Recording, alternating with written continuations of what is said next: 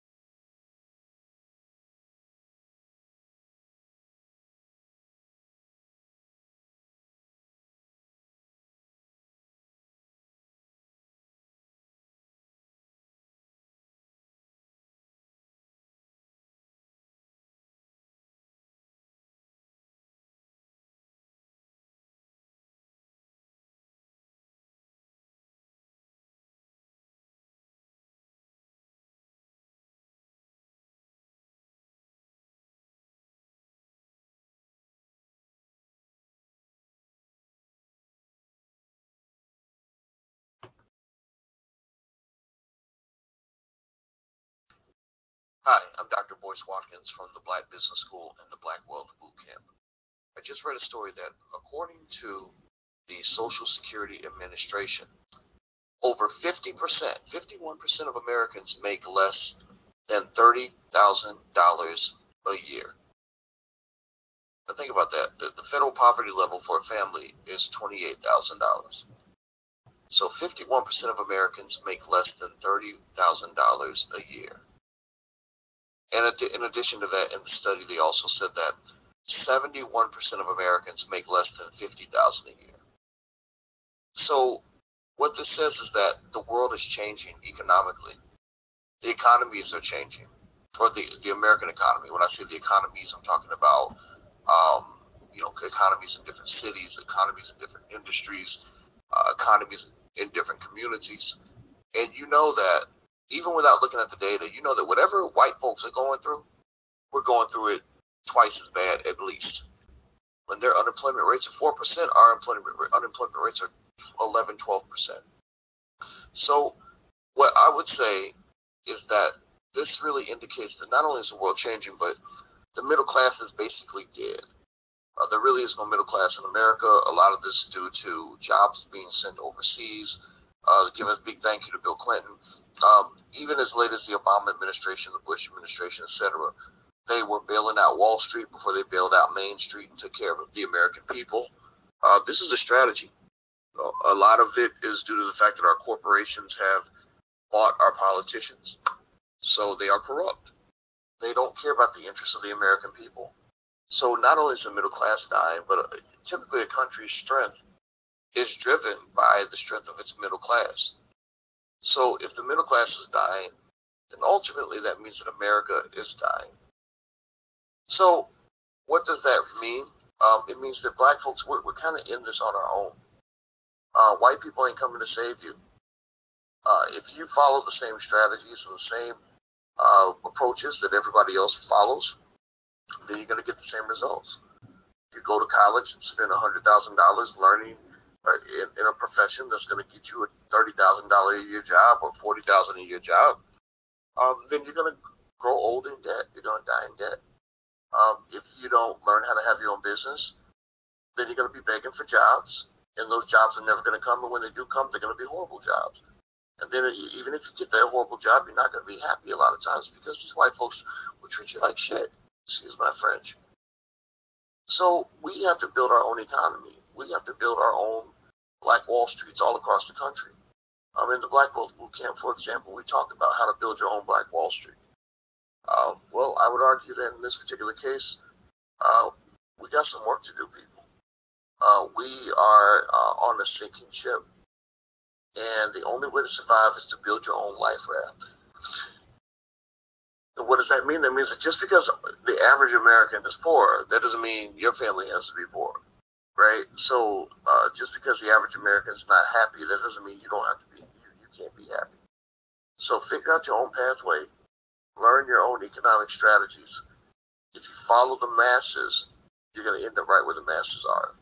The only difference is that you'll be at the bottom of the mass because you're black, and we know that that's real. So I'm Dr. Boyce Watkins from the Black Business School and the Black Wealth Bootcamp. I just wanted to share that with you today. I hope you guys are doing well, and I hope you have a wonderful day. Bye-bye.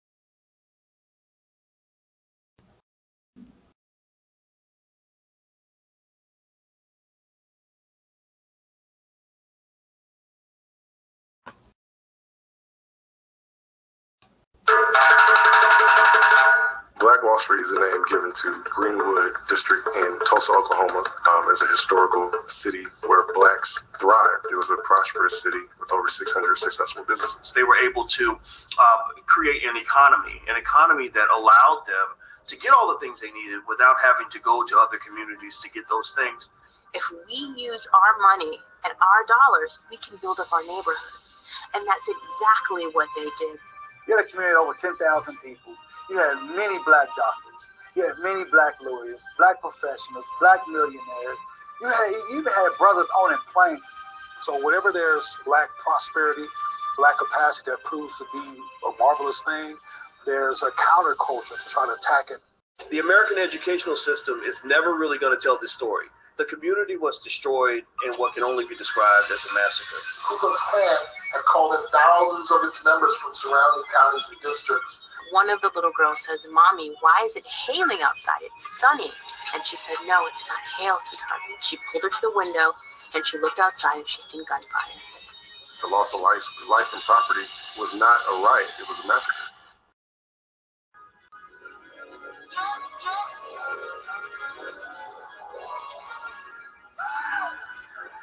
The psychology and emotion behind black spending includes initially the feeling of that pleasure principle that we often hear about.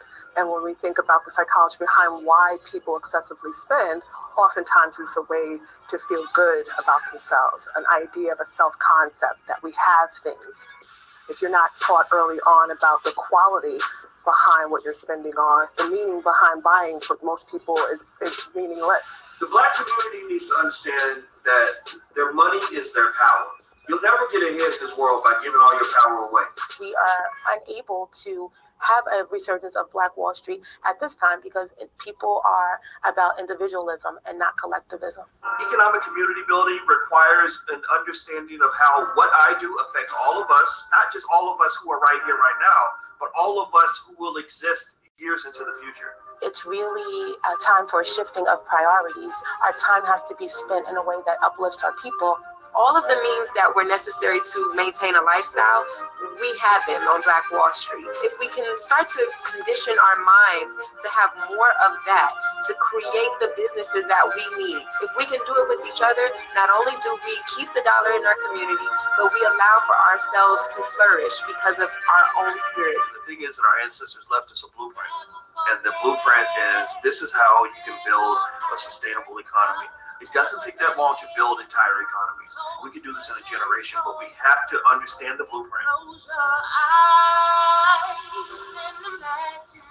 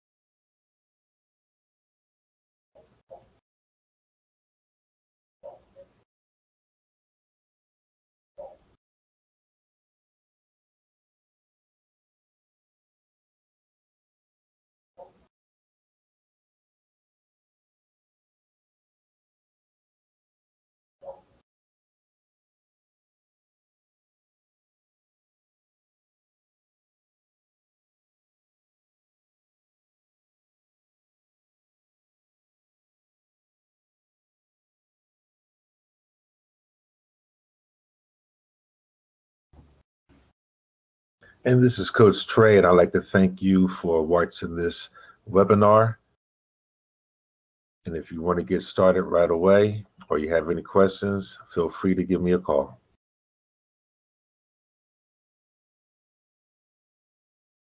Have a great day. Peace.